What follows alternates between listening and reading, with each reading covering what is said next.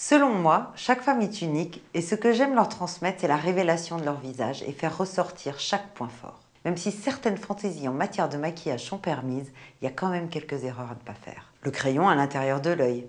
Je sais que certaines femmes sont des inconditionnelles de ce geste et ne peuvent plus s'en passer. C'est dommage car cela rétrécit et durcit le regard, sauf si vos yeux sont très grands ou légèrement proéminents.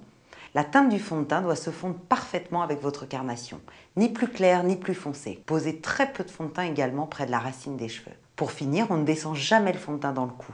La peau du corps est toujours un peu plus foncée et le jour où vous portez un chemisier blanc ou un col roulé, c'est terrible. Choisissez de maquiller de façon intense les yeux ou la bouche, mais pas les deux. Votre regard et votre sourire seront effacés derrière tout ce maquillage. Les fards irisés et nacrés font ressortir les traits de fatigue et les rides. Préférez des fards mat ou très peu irisés. Trop bronzé ne veut pas forcément dire bonne mine. Trop de poudre bronzante donne un teint terreux et terne. Le teint frais et lumineux est plutôt clair et rosé. Le mascara. Ce produit est magique et indispensable. Mais évitez d'en mettre en bas, excepté sur les cils extérieurs.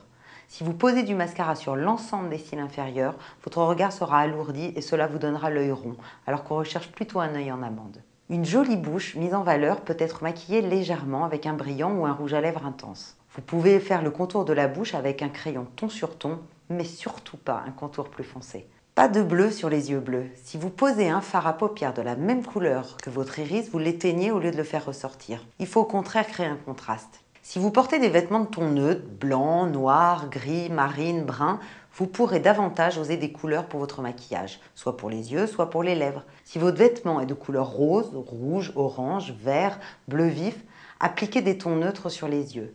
Pour les lèvres, restez vraiment fidèle à la couleur de votre vêtement ou dans un camailleux doux. Pour finir, vous le savez, mais de temps en temps il est bon de redire les choses. Un beau maquillage s'accompagne d'une belle peau. Il faut en prendre soin, ne jamais se coucher sans se démaquiller, débarrasser votre peau du maquillage et de la pollution et votre teint sera plus frais le matin.